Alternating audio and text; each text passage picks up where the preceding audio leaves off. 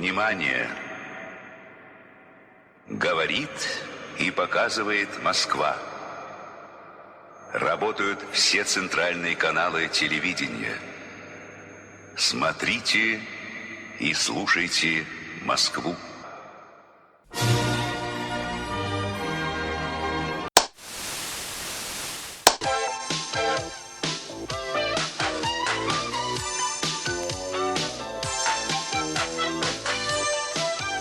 Составлять разнообразные ансамбли вам позволят костюмы из ткани.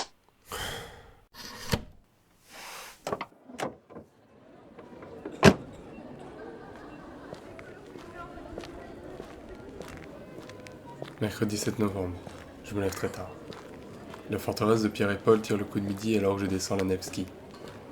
Les tramways roulent, hommes, femmes et enfants s'accrochent à chaque saillie. Les boutiques sont ouvertes, et la foule dans la rue paraît moins inquiète que la veille. Sur les murs, la nuit a fait éclore une nouvelle floraison d'appels aux paysans, aux soldats du front et aux ouvriers de Pétrograd.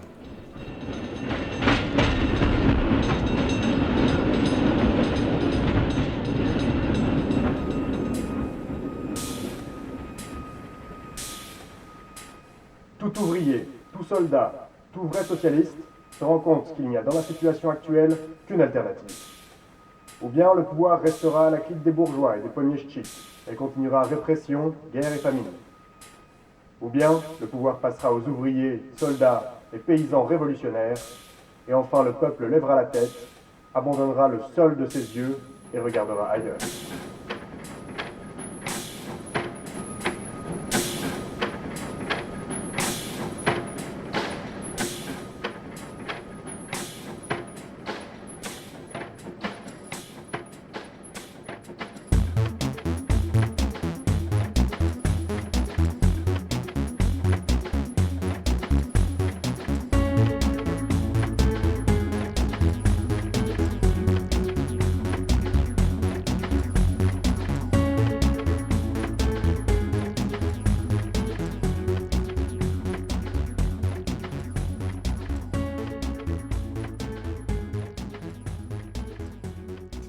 Est-ce que tu savais que Chopin venait de Pologne?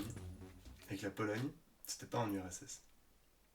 Mais ça l'avait été. Enfin, la Pologne, Ça ça a a été beaucoup de tendance choses, à la être Pologne. chez beaucoup de La gens. Pologne, ça a été beaucoup de choses. Ils ont jamais vraiment eu le droit de choisir chez qui ils allaient. On leur a jamais vraiment demandé quoi que ce soit. Mais ça reste des gars sympas. Pour en avoir fréquenté quelques-uns là-bas, ils m'avaient pris en stop. On s'est bien amusé avec les Polonais. T'es allé en Pologne? Je suis allé en Lituanie. Et je suis passé par la Pologne. Parce que j'étais Bah, en comme stop. tout le monde. Tout le monde passe par la Pologne. Et ben la Pologne nous offre justement une super belle occasion au final pour attaquer toute cette histoire du RSS, non? L'URSS, qui oui, Il serait peut-être temps, il serait peut-être temps. après les 20 minutes de rien qu'on vient Oui. de se taper. De vide intersidéral. Et oui, car on a parlé de Mars la dernière fois. Et pour passer du vide intersidéral, je ne vais non pas parler des réserves et de l'économie de l'URSS, mais du rock. Ce serait dommage, on n'est pas là pour parler politique, Antoine. Ah bah oui, Et non, franchement, les gauchias et les journalopes, on n'est pas là pour ça. Hein. voilà. Donc, Léa Salamé. Discret. Moi, je vais te parler de... En fait, je me suis dit que c'était intéressant peut-être de parler de la production artistique en URSS, Mhm. parce qu'en général, tu te dis, bah, il n'y en a pas, parce que c'est pas... Disons que c'est pas l'endroit où tu es le plus créatif quand t'as un régime autoritaire qui t'envoie au goulag, quand tu dis, ah bah, je vais pas arrêter de dessiner des hommes virils et torse nu qui se travaillent ensemble dans les usines, et Mhm. peut-être dessiner, je sais pas, un paysage. Du coup, bah, au début, je voulais te parler de tableau, sauf que bah, j'ai la flemme, un peu, je suis nul en tableau. Et Du puis coup, parler d'un art visuel dans un podcast audio, je sais pas si c'est la meilleure idée. Mais là, je vais faire mieux, je vais te parler de musique, mais j'ai pas prévu de te faire passer des enregistrements. C'est très bien. Donc très c'est bien, on est là- très on est là pour radiophonique. Donc moi, je vais te parler du rock soviétique, et puis surtout, pas vraiment des débuts du rock, vu qu'en fait, j'en ai un peu aucune idée. Mais je vais commencer à partir des années 70 ou 70, où ils ont commencé à s'inspirer des grands de l'époque, comme Led Zeppelin et d'autres noms que je n'arrive pas à lire sur ma fiche. Mais ce qu'ils faisaient à la base, c'est qu'ils imitaient principalement des musiques de l'Occident. Enfin, ils faisaient la même chose, sauf que tu avais le essayaient. droit d'acheter les CD, enfin, tu avais le droit d'écouter vu que c'était des artistes russes. Sauf qu'en plus, ils s'obligeaient à chanter en russe avec un accent anglais forcé Ah, ça c'est pas mal ça. parce qu'ils trouvaient que le russe ça sonnait pas assez bien. Mhm. Et même en fait, ils disaient que justement c'était trop artificiel et que les phrases elles étaient trop longues. Et du coup, vu qu'en russe les phrases sont trop longues, tu peux pas faire du rock. Mais c'est comme les Beatles qui ont essayé d'américaniser leur accent genre au début parce qu'ils trouvaient que faire du rock avec l'accent de Liverpool c'était pas stylé.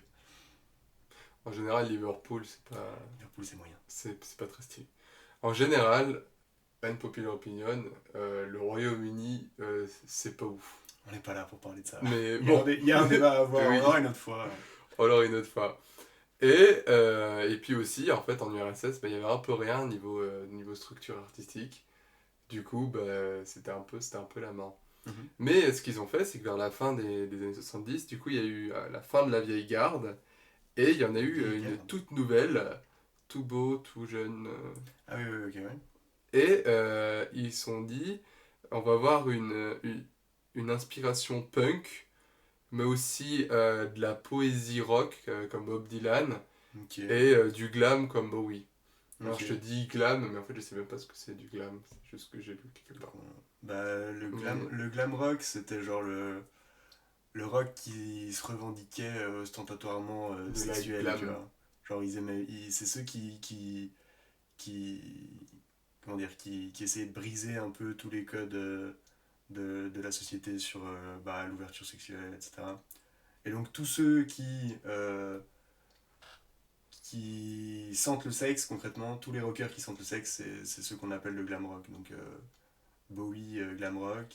Mais en fait, quand tu écoutes une musique, tu Prince, peux pas sentir glam le... rock. Si. Parfois tu le sens. Ça vient Ça, c'est- jusqu'à ton pif, mec. Purple Rain. Bref. Et du coup, il y a des groupes comme Zoopark ou Aquarium que vous ne pourrez pas, enfin, qui seront difficiles à retrouver sur internet parce que en fait, c'est l'orthographe à la française qui est différente de l'orthographe En cyrillique. en cyrillique ou à l'anglaise. Et même, c'est très dur en fait de trouver des trucs russes parce que je sais pas parler russe Mhm. en général dans la vie. Mais du coup, ce qu'ils ont fait, c'est qu'ils ont fait une adaptation culturelle où ils ont chanté en russe, ce qui est pas con en soi. Pour Qu'ils des ont chanteurs adapté. russes, c'est quand même plus pratique, ouais. Ça marche mieux. Qu'ils l'ont adapté au contexte soviétique et qu'ils ont repris un peu la poésie traditionnelle. Mais comment dire, je sais pas ce que c'est la poésie traditionnelle. Mhm. Mais apparemment, je vous conseille beaucoup les auteurs russes. C'est grave cool. Et Les auteurs finalement. russes ou les auteurs soviétiques. Plus russe. Enfin, ça dépend. En fait, les auteurs russes, c'est beaucoup de romantiques. C'est des gars qui se font chier dans la vie, Mhm. qui disent oh, je suis triste. Ouais, mais dans Un ce peu que j'ai Chateaubriand. lu de la littérature de l'URSS ou de juste après, etc., les mecs ont beaucoup développé le thème de on se fait chier. Genre, moi j'ai lu pas mal de Milan Kundera et il ressent bien, genre il aime bien parler des moments où il se passe rien, etc. Un peu comme le dernier album de Népal. Non. Mais si tu veux, arrête de me regarder comme ça me met mal à l'aise. Enchaîne. Donc, et puis au début des années 80, en fait, il y a eu une campagne, ça c'est vraiment typiquement soviétique, enfin ça pourrait être aussi aux États-Unis, il y a eu une campagne anti-rock. Ok. Donc il y a Andropov qui est allé au pouvoir. Donc Andropov c'était un ancien général du KGB qui était très vieux et un peu gaga comme tous les derniers chefs de l'URSS sur la fin de l'URSS. Sauf le tout dernier. Sauf le tout dernier, mais Hein et surprise, surprise, oupsi doupsi, there is no Russie. Et ils sont arrivés au pouvoir en 82, donc c'est avec le réchauffement de la guerre froide. Donc je parle pas de cuisine, où ils obligeaient à faire passer 80% de musique soviétique pour limiter l'influence, je cite, hein, limiter l'influence pestilentielle de l'Occident. Et du coup, le rock, ce qu'ils font, c'est que, vu qu'ils interdisent le rock, ils passent beaucoup sur du folk. Un peu comme... En fait, le problème, c'est quand on dit folk, je pense à With or Without You de U2, Ouais. avec Bono, qui a une guitare, mais qui n'en joue pas, et qui juste se balade sur la scène en faisant With or Without You, et qui ne joue jamais de la guitare. Écoute, tu peux pas Et lui qu'il sait demander, pas quoi faire, du coup il a fait tourner derrière lui, après il fait cling cling comme ça, mais il sait pas ce qu'il fait, En plus, elle est pas branchée. voilà, et elle est pas branchée. Et en plus il sait pas jouer de la guitare. Enfin bref, moi non plus, mais moi je fais pas des concerts devant 40 000 personnes. Oui, mais toi, tu sais pas chanter non plus. Et t'as pas les mêmes beaux cheveux que Bono. Et je suis pas ancien représentant de l'UNICEF. C'est vrai que Bono a été représenté. Donc sacré personnage. Et donc, les Et Bono voilà, russes. mais tu vois, U2 comme l'URSS, c'était bon dans les années 80. Et après les années 90, c'est mieux de considérer qu'ils n'existent plus. Et du coup, c'est du rock beaucoup plus chanté, avec de la guitare sèche. Donc c'est une guitare folk. Oui. Et c'est pas une guitare avec des poissons. Quand- Alors, la Comment sèche, c'est pas un poisson, c'est un mollusque. Ah bon? Ouais. Une C'est sèche, quoi c'est comme un genre de pieuvre. Ah. Mais c'est pas ce que font les gars pour quand ils ont fait de la prise de masse. Également. Oui. Mais Et c'est- nous divagons. Voilà, nous divagons. Et... Attends, j'ai plus la suite. Je crois que je sèche. Je crois qu'il faut. Je le déteste. Allez, donc avec une guitare sèche, de la flûte, du banjo, et ils faisaient ça dans des concerts privés, et ça s'appelait des kvartiniki.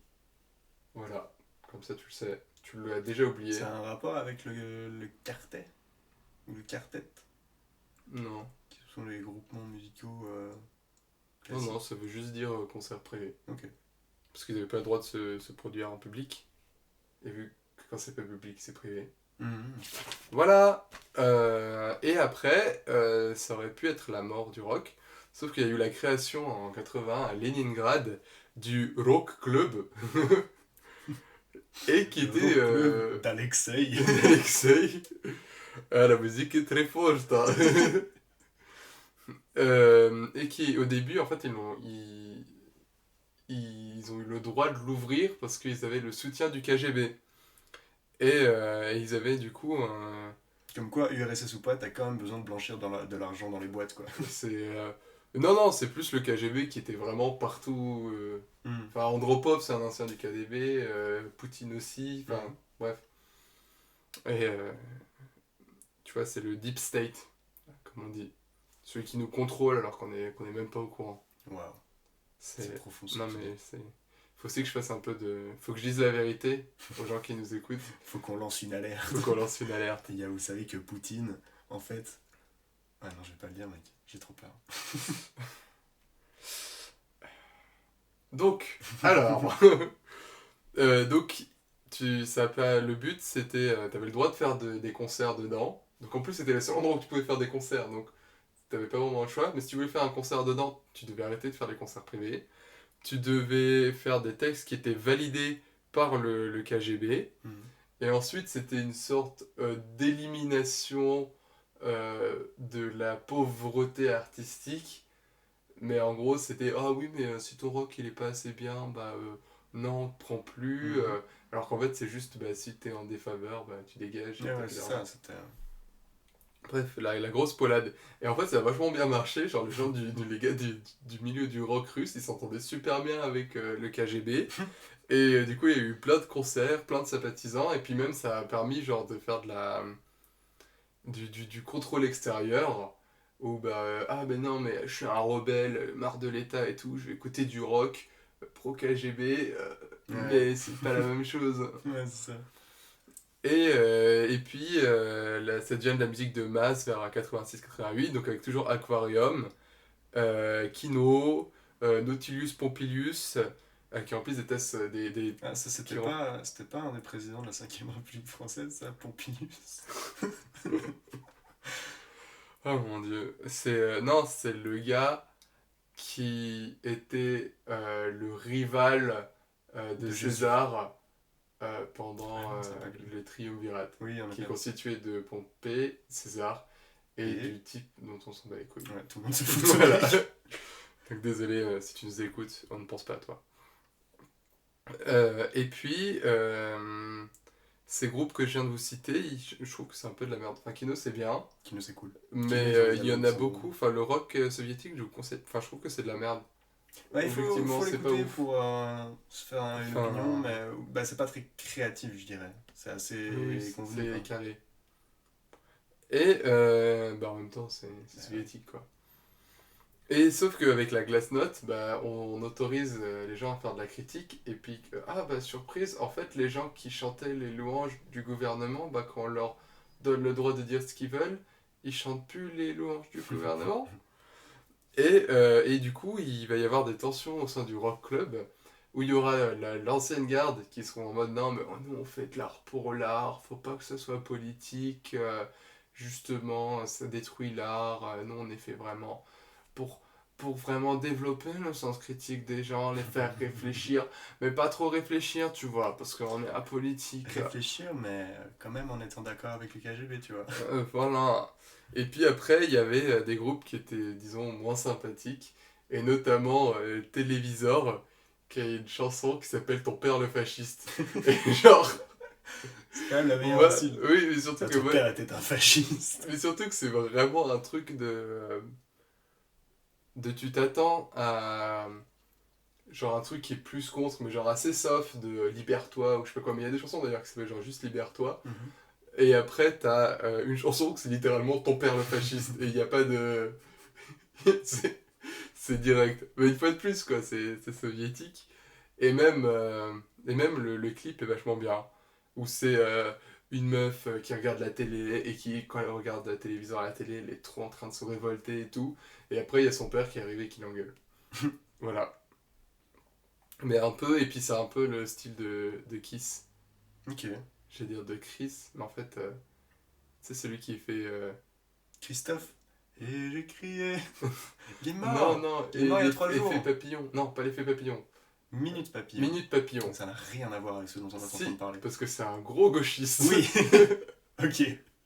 En ça a quelque chose à voir Voilà. avec ce qu'on est en train de dire.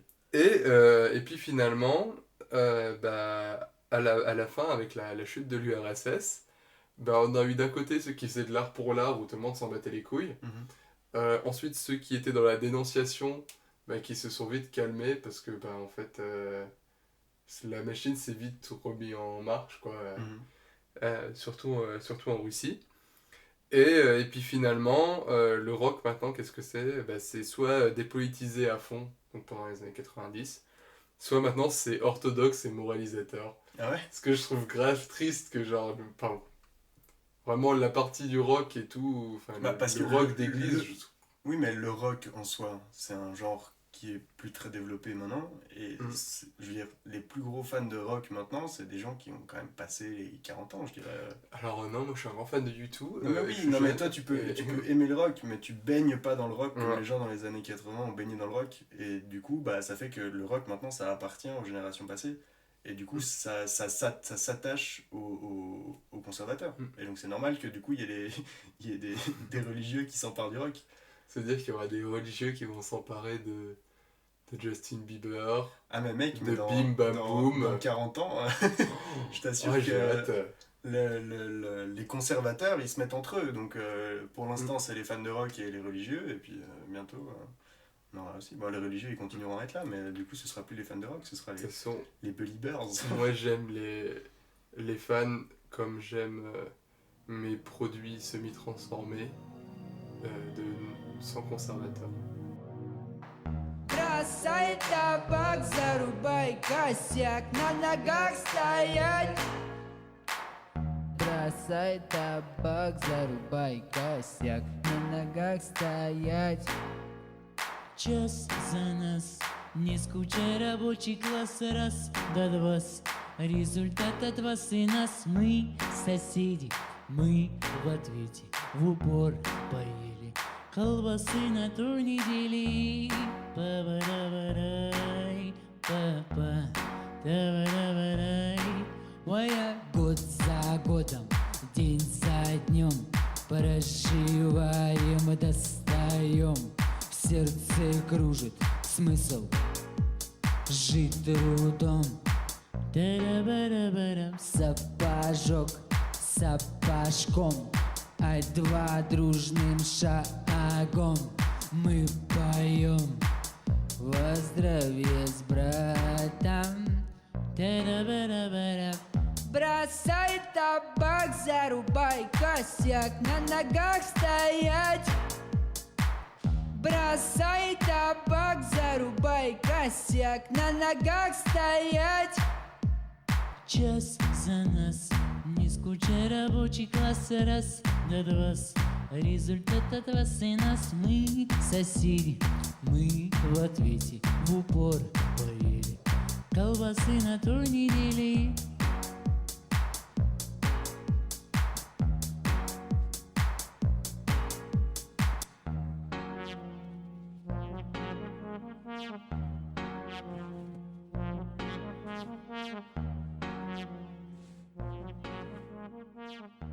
Est-ce que t'as fait la recherche de pourquoi il y avait une tache rouge sur le front?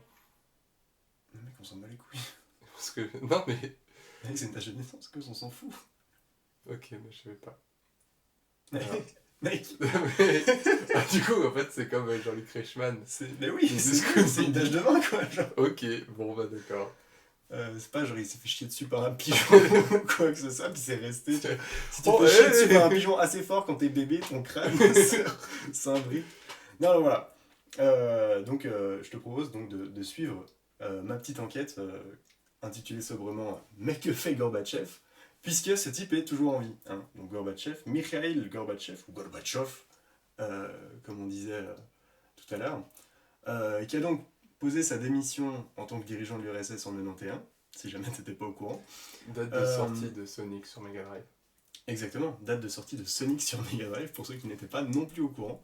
Donc ça a mis fin vraiment à l'URSS, ça a été le dernier dirigeant de l'URSS, Gorbatchev.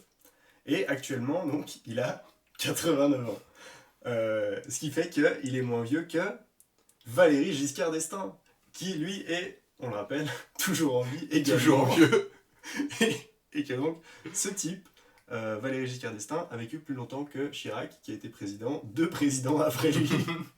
C'est très fort.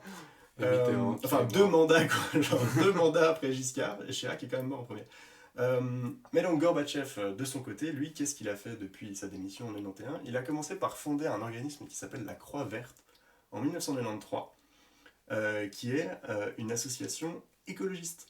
Gorbatchev, il a décidé de se lancer à donf dans En l'écologie. fait, tous les trucs qui marchent pas, il est Attends, dedans. il n'y a pas que ça, parce que donc, la Croix Verte, elle est toujours en activité, elle est financée en majorité par des donations privées, donc des gros gens très riches qui donnent de l'argent pour que ce truc continue de vivre, et donc ça s'engage dans l'écologie et aussi dans l'antimilitarisme, hein, le cheval de bataille, ou justement pas le cheval de bataille puisqu'il ne veut pas se battre, mais le gros délire de Gorbatchev, c'est l'antimilitarisme depuis... Georges Bataille, c'était un auteur, donc je sais pas s'il avait un cheval.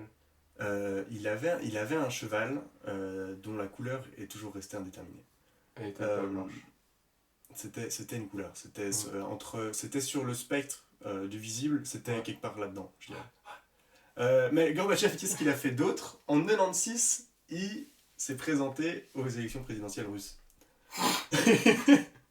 Attends, non, sauf si, que donc en contre 96, Poutine. Sauf que Ah non, contre Helsinki. ce qu'il faut savoir, c'est que Gorbatchev, encore à l'heure actuelle, reste l'un des dirigeants les plus détestés de la population en Russie et en ex-URSS, parce que même si les gens, de manière générale, sont quand même pas trop négatifs du fait que l'URSS se soit terminée, ils sont quand même négatifs de la période de la fin de l'URSS que Gorbatchev représente, parce qu'il y a eu une grosse crise, etc. Mais donc, il se présente aux élections présidentielles russes en 1996. Grossière erreur, puisqu'il ne récolte que 0,5% des voix. C'est-à-dire que ça en fait un peu un genre de cheminade russe. Jacques Cheminade, bon, il fait quand même mieux que Jacques Cheminade, qui avait fait 0,2% en 2012. Donc voilà, ça marche pas trop au niveau politique pour Gorbatchev, mais ça marche dans beaucoup d'autres domaines, notamment le domaine de la pub. Qu'est-ce qu'il a fait, Gorbatchev, en 1997 ? Il a fait une pub pour Pizza Hut. Et ça, celle-là, je sais que tu la connais, mais elle est incroyable. C'est genre une famille à table, et il y a le père, le vieux, qui représente Mais genre c'est une ce pub qu'il y genre avait avant. pour quelle c'est une pub pour la Russie? Non, c'est une pub pour Pizza Hut. Oui, pour Pizza Hut, mais genre à l'international. Pour Pizza Hut russe. Ah oui. Oui. Donc il y a il y a la famille avec le vieux patriarche russe, etc. Et le jeune avec un petit blouson en cuir, etc. Et, euh, et d'un coup, il y en a un qui dit Eh, mais c'est pas Gorbatchev là-bas. Et il y a gros plan sur Gorbatchev en train de bouffer une pizza. Et genre, le vieux père commence à dire Oui, à cause de lui, on a eu la crise, on a eu l'instabilité politique, etc. Et le jeune, à chaque fois, lui répond Oui, mais grâce à lui, on a eu ça, des nouvelles opportunités, etc. Et ça se mais termine ils par ont la eu grand-mère qui coupe court à la discussion, qui dit Grâce à Gorbatchev, on a eu Pizza Hut. Et là, tout le monde se lève et il trinque en mode Allez, pour Gorbatchev. Ça n'a aucun sens. Et Oh mon c'est Dieu. disponible sur YouTube, c'est très très drôle à regarder.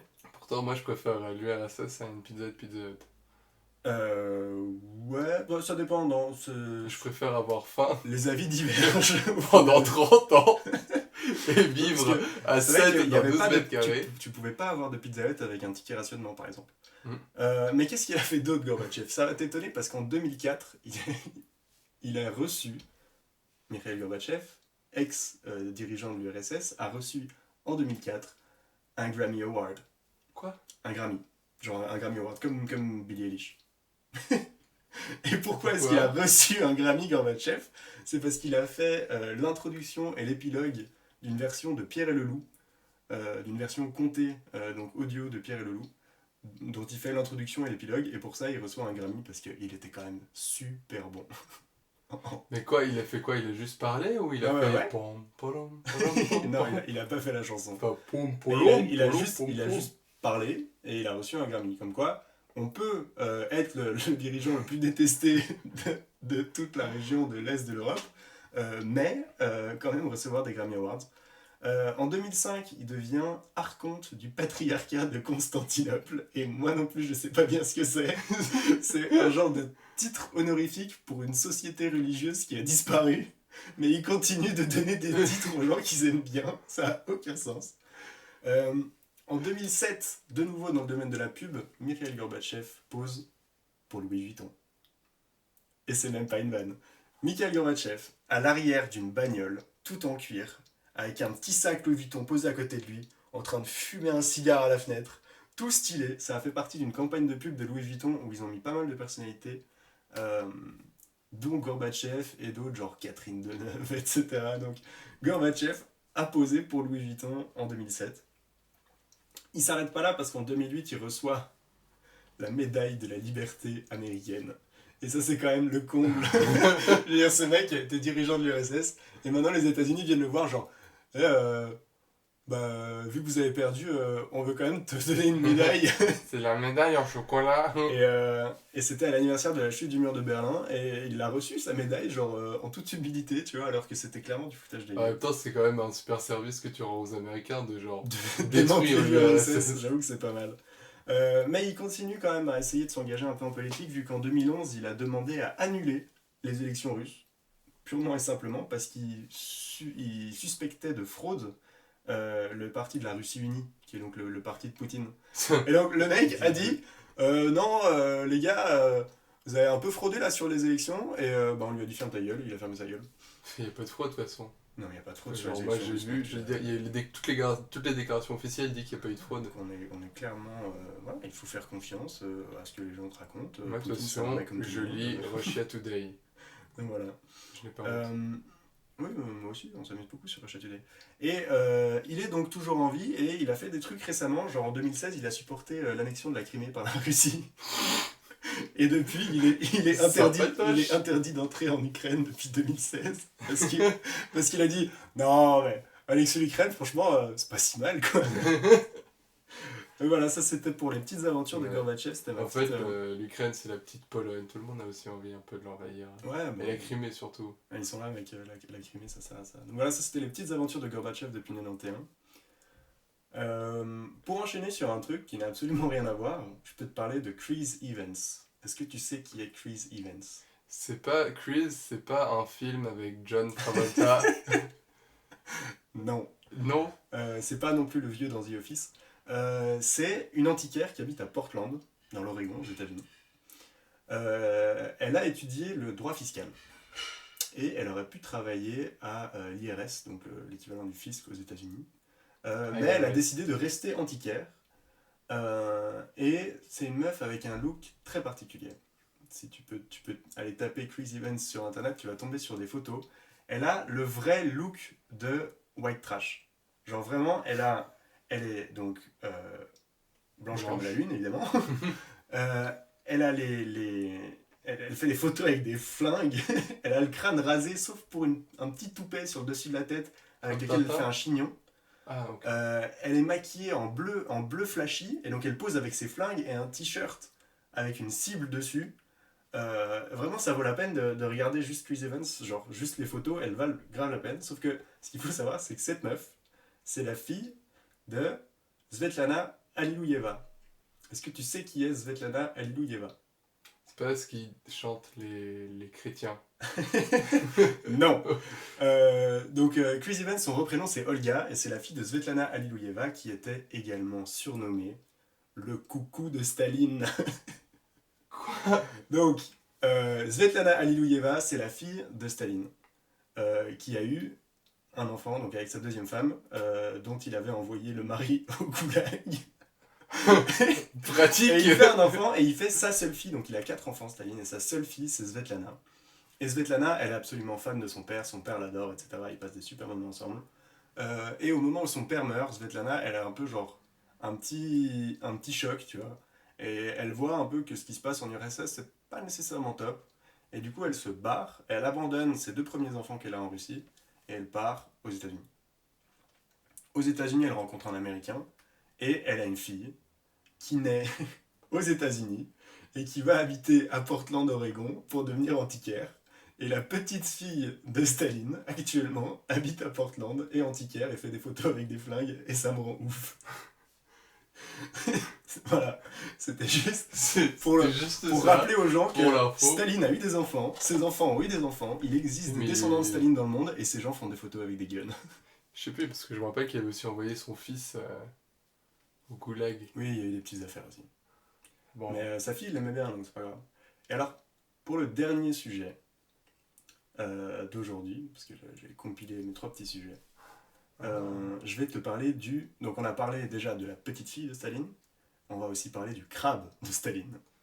Est-ce que tu connais le crabe de Staline? Non. Le crabe de Staline, c'est ce qu'on appelle plus communément le crabe royal du Kamtchatka. Et, ça je connais. ah ouais? Non. Ah. Donc, le crabe royal du Kamtchatka, qu'est-ce que c'est? C'est un genre de crabe marin qui peut aller... Oui, il y a pas beaucoup de Ça peut crabes, être un crabe des montagnes. un crabe des vases. Qui peut donc faire jusqu'à 2 mètres d'envergure et 15 kilos. Donc, c'est quand même un gros bestiau. Et ce machin-là est assez incroyable parce qu'actuellement, il est en train de proliférer à mort dans tout ce qui est côte atlantique, mer du Nord, etc., jusqu'au nord de la Finlande, etc. Sauf que ce truc, à la base, ne vient pas du tout de là-bas. Ce truc, à la base, vient des mers du Japon. Et dans les années 60, pour redynamiser toute la zone proche de la Finlande, qui faisait partie de l'URSS, Staline a dit, on n'a qu'à prendre une espèce marine... Dans les années 60 non, pardon. Non, c'était pas Staline encore. Mais je sais pas pourquoi. Non, c'était plus Staline. Staline, il est mort en oui, 53. Non, évidemment. Eh oh. Oui, pardon. J'ai été flou d'un coup.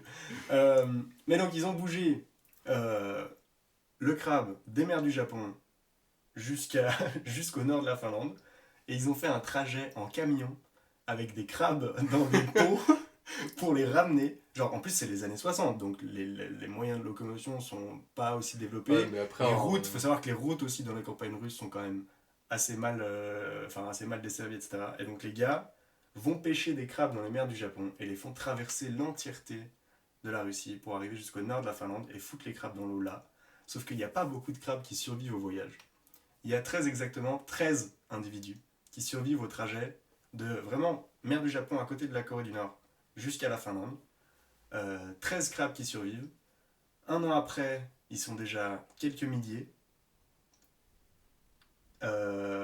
Et dans les années 80, ils sont déjà quelques centaines de milliers.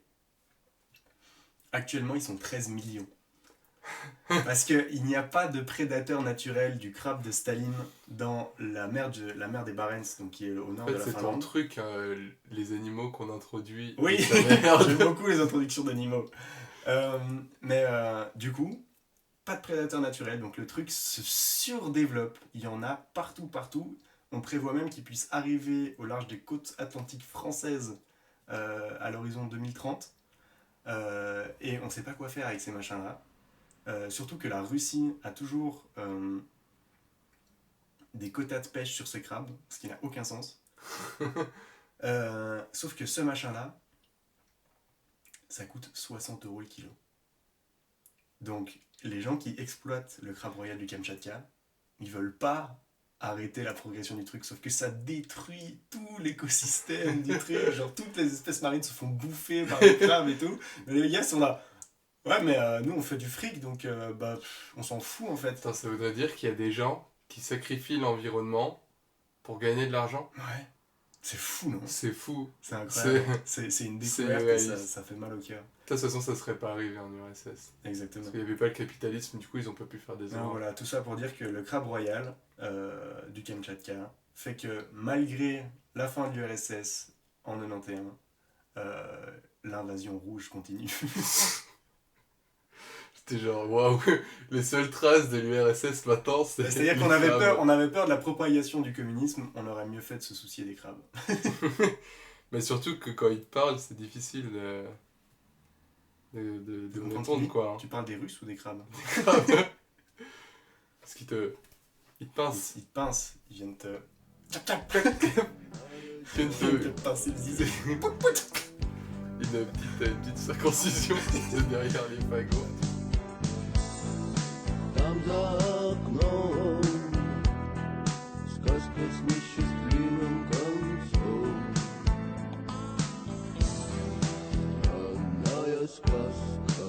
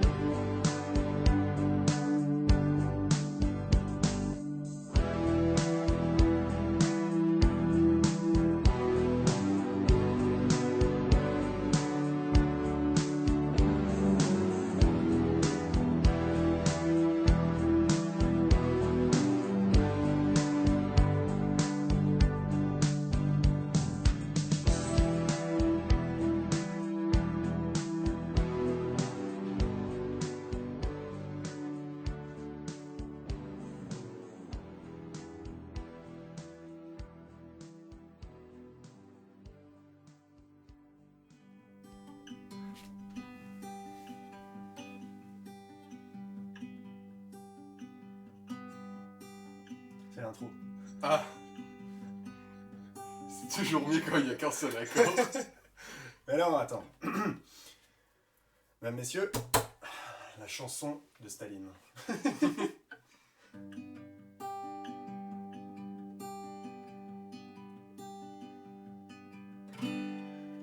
Je m'appelle Joseph.